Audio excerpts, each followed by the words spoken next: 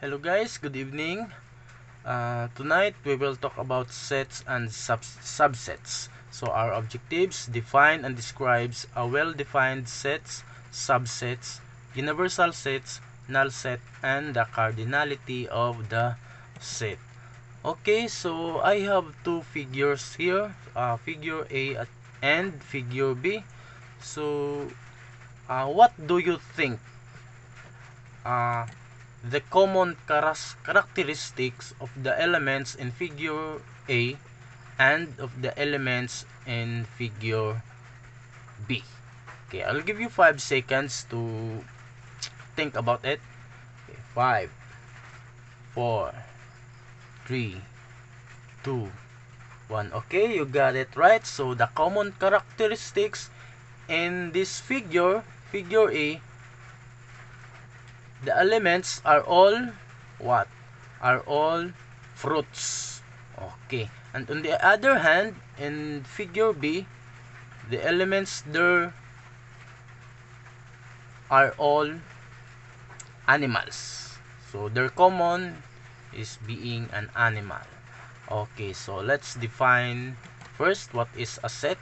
So a set is a collection of well-defined distinct objects or things.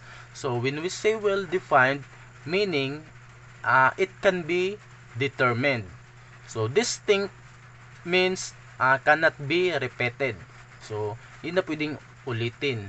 So kailangan nga ang set is a collection, so not only just a mere group, but a set is a collection of well-defined. So ibig sabihin ng well-defined is nadidetermine.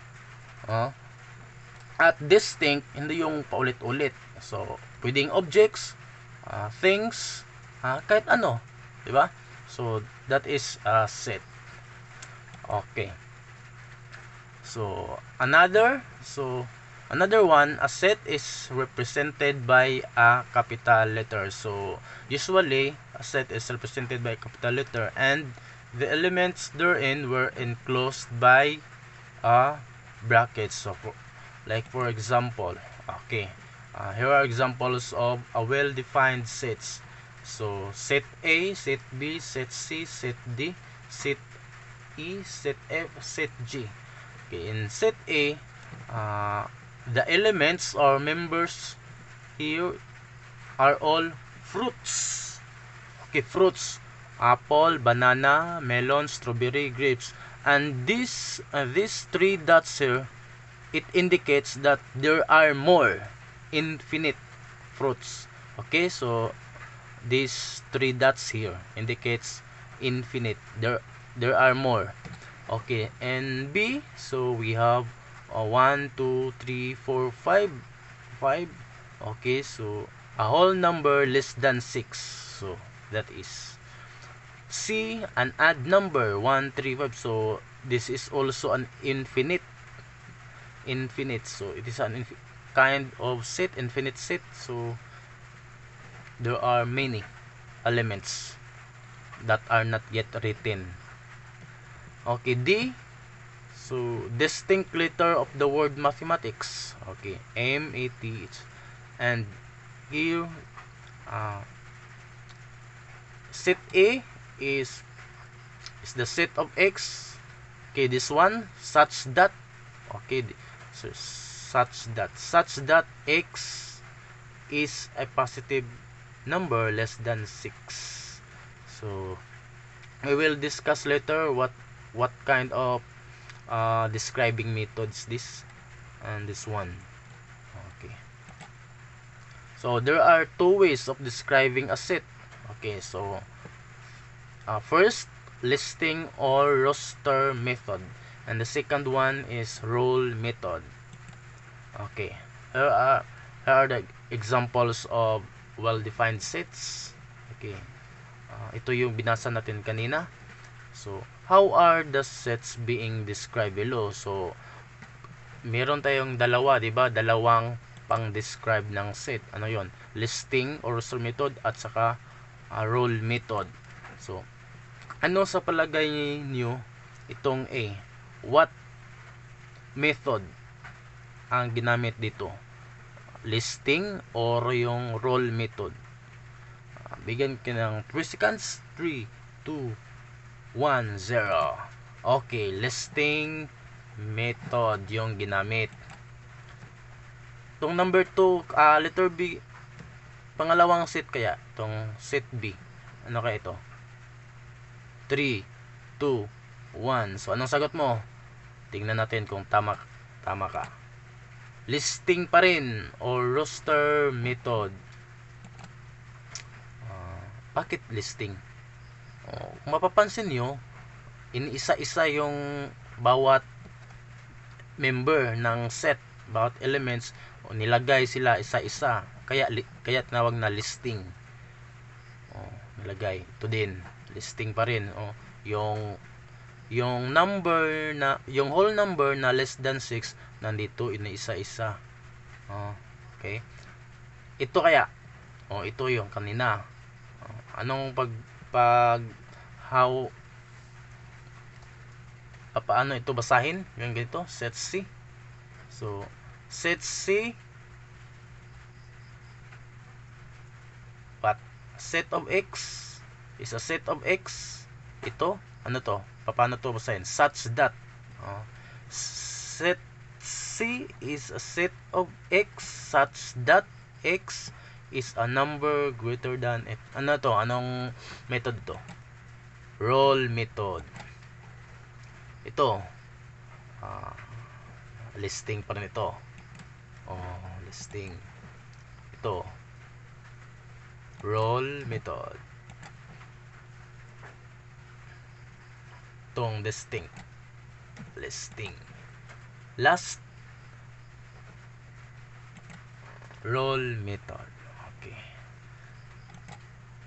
So, here are some warm-up exercises. Express the following in roll form. So, do you know already how to describe a set using roll method, right? So, let's go back for a while. Okay. So, these are the examples of roll method. Okay. Set Z such that X is a positive number less than 6. Another one. Set A is a set of X such that X is a letter from the alphabet. This one. Set C is a set of X such that X is a number greater than 8. Okay, those are roll method. Okay, let's go back here. So, let's try to express these sets using roll method. Okay. Give you 5 seconds to think about it. Okay. 5, 4, 3, 2, 1. Okay. Set I, its members are 1, 2, 3, 4, counting numbers from 1 up to 10. So, how do you impose a roll? Okay. Do you have now a answer in your mind? So, let us see. Okay. So, this one. So, set I is a set of X such that X is a number from 1 to 10. Okay. Number 2. Kini. What do you think? How should we express it in a roll form? Okay, here. Set G is a set of X such that X is a letter from the word first. So, there is a condition, in making or in expressing a set in roll form. So, there should be a condition. This one is a condition word first. Okay, next, number 3, like this. X are numbers between 9 to 14. So the members of this set 9 to 14, they were not listed. They were not listed in, or they were not put inside the brackets. They were omitted because there is already a what they call that, a rule. Okay, another number 4, this. Okay, 13, 14, 15. So what condition will you put in this? Okay, they have, you should think. Okay, 3, 2, 1, 0. Okay, let's try to see. Okay, is a number greater than 12? Greater than 12. So like what I have said earlier, if these 3 dots, okay, ano ngayon, kapag merong 3 dots na magkasunod-sunod, ito ay nag-i-indicate ng may kasunod pa. Another number 5, ito 20, 19, 18. So pababa, so may 3 dot pa rin, so merong kasunod. So paano natin ito i-express and i-roll? Okay, tingnan natin. Ayun, is a number less than 21. So less than 21, 20, 19, pababa. Next, so we have a definition number 1. A null set or empty set is a set with no element or elements in it. It is denoted by this one and this. Okay, examples of a null set. Okay, this one. Number 2, the set of odd numbers divisible by 2. So the set of odd numbers. So but there are no odd numbers. There are no odd numbers that are divisible by 2 because 2 is an even number. So the set would have no element. Okay? So number 3, the set of quadrilateral with 3 sides. Okay, like in number 2, so quadrilateral has 4 sides, and yet the condition with 3 sides. So there is no quadrilateral with 3 sides. So the set would become a null set or empty set. Okay, so that is a definition number 1. So we have another definition. Definition number 2, a subset is a set which contains an element or elements of another set. So subset is a set which contains an element or elements of another set. So example, set A. So the elements were fruits. Okay, so infinite fruits, infinite. So there are dots here, so it indicate infinity. So and the other one, set C, there are only two members. Okay, so there are 2 members, banana and grapes. So the common characteristics between these 2 elements are the numbers of letters. 6, there are the same 6 letters. Okay, there are therefore based on this example, we can say that the set C, this one, is a subset of the set A. Okay, denoted by C. C is a subset of set A. Why? Because the members of the set C are also the members of the A. Okay? So, C is a subset. So, we cannot say that A is a subset of C. So, hindi pwede yun. But, C is a subset of A. Oh, it is said, the definition says that a subset is a set which contains an element or elements of another set. So, here the set has two elements, but these elements were also contained in this set A. Okay, let's proceed.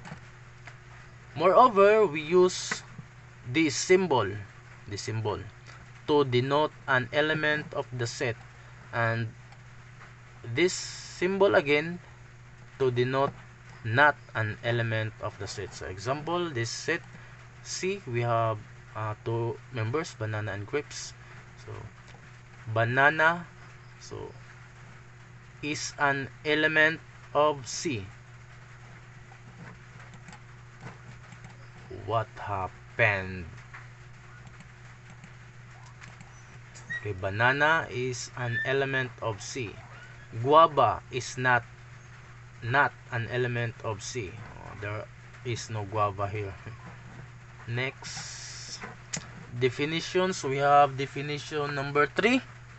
Okay, empty set or the set itself. So empty set or null set or the set itself is considered as improper subset. It is denoted by this. Okay, example, set C, banana and grapes. So the improper subsets are, it says that the empty set and itself. Okay, itself. So this one, this empty set and itself. So these are the improper subsets. Okay. Empty set is improper subset of C, and C also is an improper subset of C. Moreover, the total number of subsets, so the total number of subsets of a set can be determined by 2 to the power n, or 2 to the exponent of n, where n is the number of the elements of the set. So number of the elements of the sets, n, which we call the cardinal number. So in short, the cardinality of a set is the total number of its elements. So the cardinality of a set is the total number of its elements. So to determine the total number of subsets, so we use this formula, 2 to the power of n. Example, okay, another example, this set. So the total number of subsets here, so 2, then n is 2. We have 2 elements, so 2 to the exponent of 2 is equal to 4. So there are 4 subsets in this set.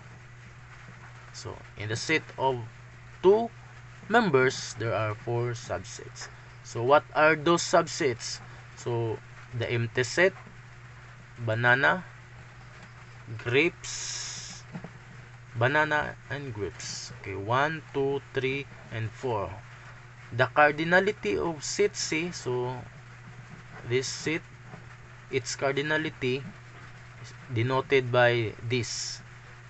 This is how we denote cardinality, is 2. So 1, 2. So the members of the set or the elements of a set, so that is the cardinality. So there are only 2 elements. So definition number 4. So proper subsets are subsets which contain an element or elements less than the elements of another set. So very clear. Example 1. So set A. So it has 2 members, 2 and 5. And B, 3 members, 2, 5, 7. So we have A is a proper subset. So this symbol means proper subset. A is a proper subset of B. Why? Because the member or the elements of set A are also a member of the set B. And the elements of A, there are 2. And the elements of set B, there are 3. Okay? So, which means that A is a proper subset of B. Okay. So, what are those proper subsets of B? So we have set B 2, 5, 7. So the proper subsets of B are 2, 5, 7, 2 and 5, 2, 7 and 5. So 1, 2, 3, 4, 5. So there are 6 proper subsets of B with 3 elements. Definition number 5. So universal set. So universal set is a set which consists all elements under consideration. Okay, example, if A has elements 1, 2, 3 and B has 2, 3, 4, 5, then the universal set here will be 1, 2, 3, 4, 5. So universal set usually denoted as a capital letter U. So ito po yung usual na nagiging letter symbol. So it's the set of all. So universal set is a set of all possible values. So lahat na posible. So example ng universal set. So ito siya roll method, di ba? Naka-roll method. So, ang mga members ng set A is mga letters ng alphabet. Sa B naman, counting number. So, dito sa A, nabibilang lang. Diba? Nabibilang yung members. Pero sa B, hindi mo ito mabibilang. So, counting number From 1 up to million, billion. So, kumbaga, ang A is finite set at sa B naman yung infinite set. Sa C nabibilang planet, no? Planets. Ang D is a country in Southeast Asia, so nabibilang pa rin. Ang E Roman number. Meron. Other kinds of sets. So yun nabanggit ko na ito kanina, finite sets, infinite sets. So itong dalawa hindi ko pa nabanggit, equivalent sets at saka equal sets. Okay, so definition number 6. Equivalent sets are sets having the same number of elements. So alam na natin kung ano yung elements. So in set E, so we have how many elements? 1, 2, 3, 4, 5 elements. And in set F, so there are 5 also. 1, 2, 3, 4. So there are also 5 elements. So therefore, these two sets are equivalent. Okay? So very explanatory. Number of elements in E 4. Hindi, not 4, 5. So 5 and 5. Typo. It's just a typo error. Okay, so definition number 7. So equal sets. So equal sets are sets having the same and exact elements. Okay, so equal sets are sets having the same and equal elements. Okay, so kulang.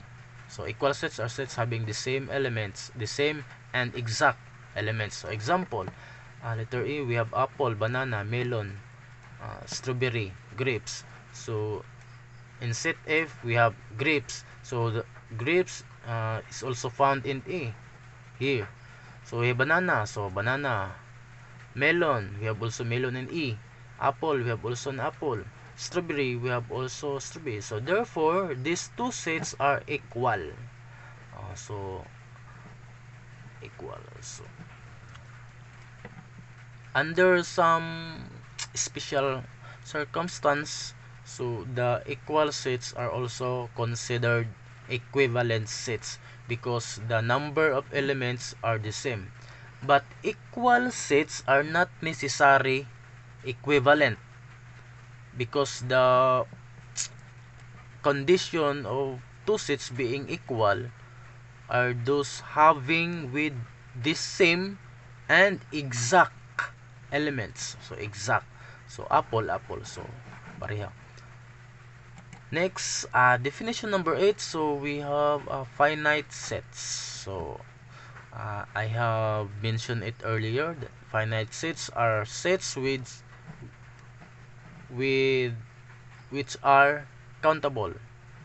So finite sets are sets which have elements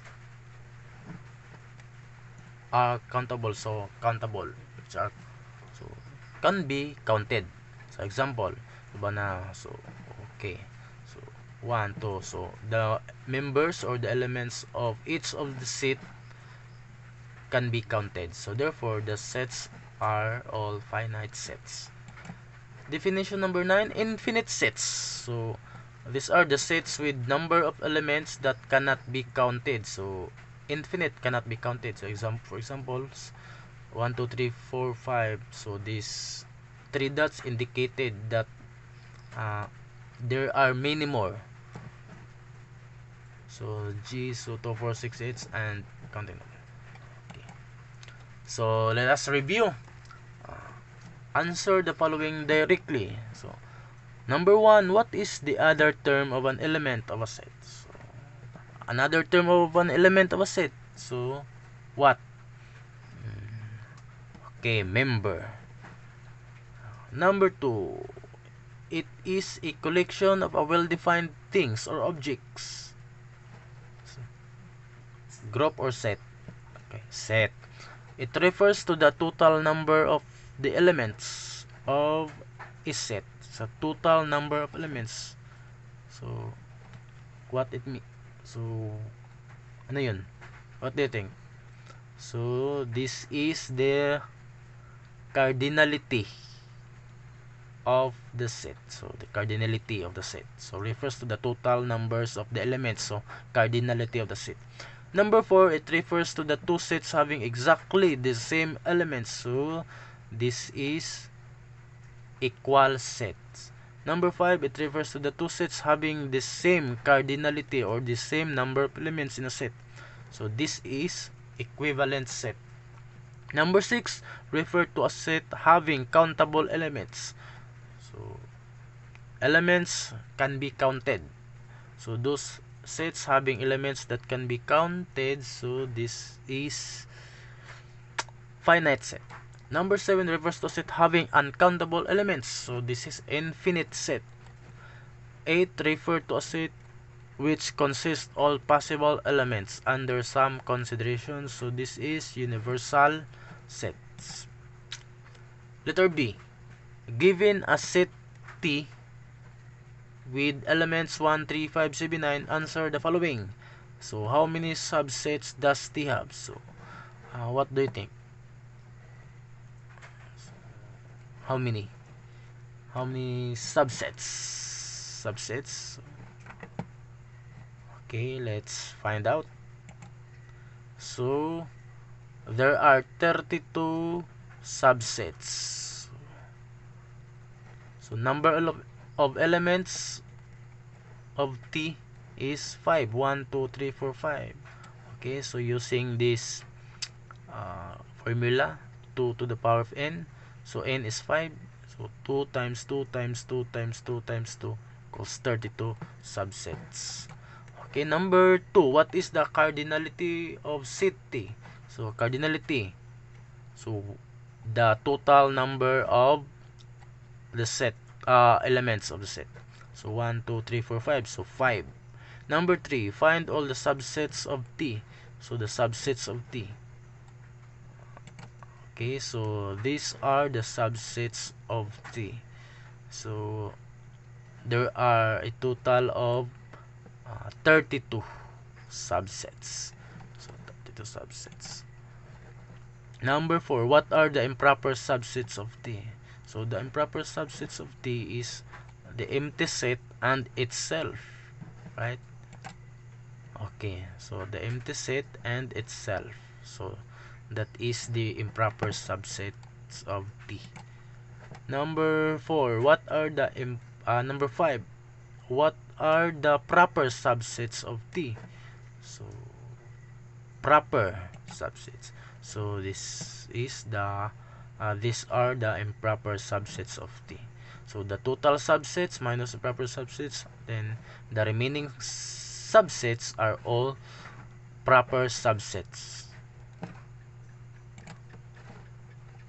Number 6, express T using roll method.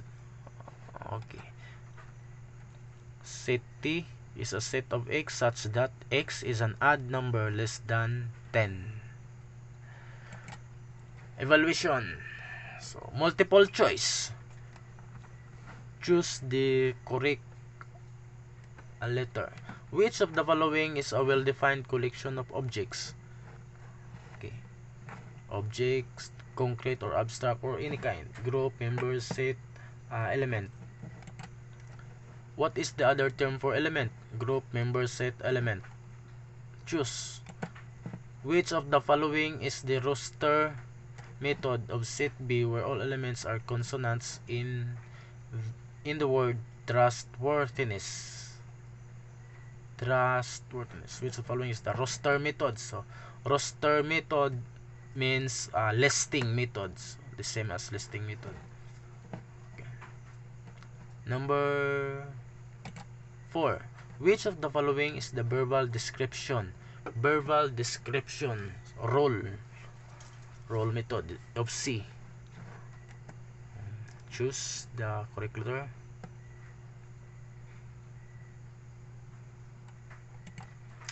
Which of the following, number 5, is the roster method of this one? Set D is a set of x such that x an even number from numbers 31 to 40. With number 6, which of the following is the roster method of?